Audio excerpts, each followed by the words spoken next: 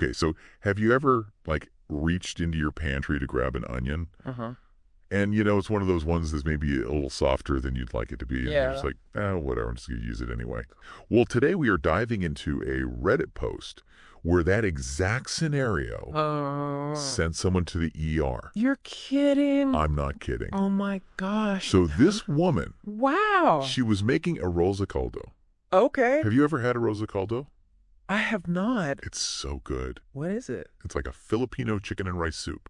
Ooh, that sounds amazing. And she's prepping all of her ingredients, and she gets this tiny little splinter Okay. from the onion root Uh-huh. right in her thumb. She's just like, it's just a splinter. Yeah. I'll deal with it later. Yeah, I mean, that's kind of what you do, right? Exactly. And that's what most people do, I think. You just kind of think, oh, it's fine. It's no big deal. It's fine. I'll take care of it later. Yeah. Yeah. But the thing is, like, anytime you have a break in the skin, Yeah.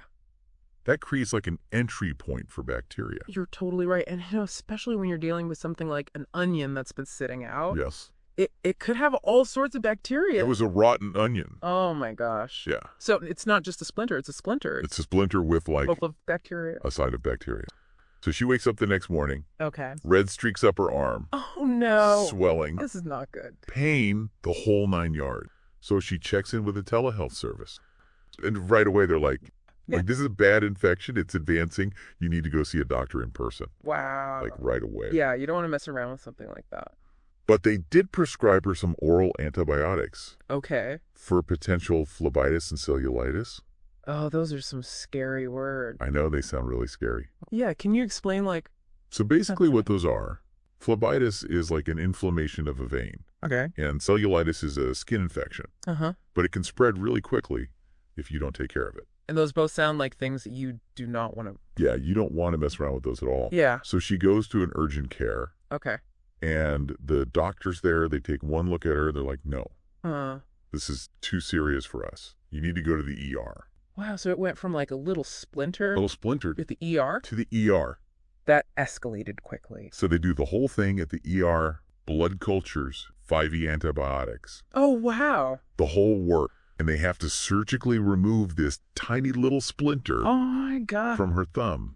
That's crazy to think about. I know, it makes you really think twice about, like, every time you cut yourself in the kitchen. Yeah, you really got to be careful. And, like, even if it's just a little nick.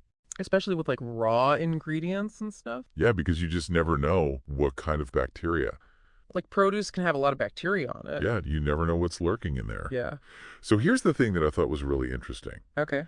In her Reddit post, after she tells this whole story, Uh-huh.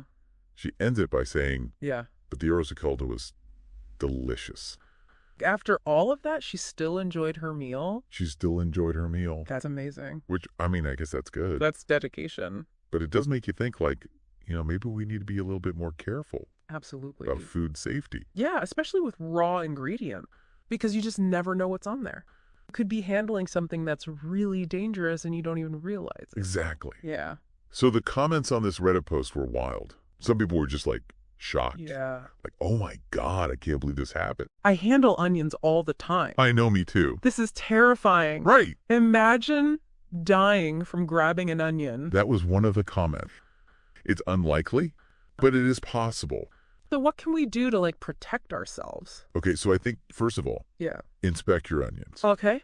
Like, really look at them. Yeah. Are there any soft spots? Yeah. Any discoloration? Any signs of rot? Uh-huh. Like, really give them a good once-over. Right. And don't just assume that because it came from the grocery store Right. that it's going to be safe. Exactly. You got to be careful. Yeah, and then store them properly Oh, yeah. in a cool, dry place. Mm-hmm. And you can even store them in the fridge if you want to, like, really slow down the decay process. Yeah, that's a good idea.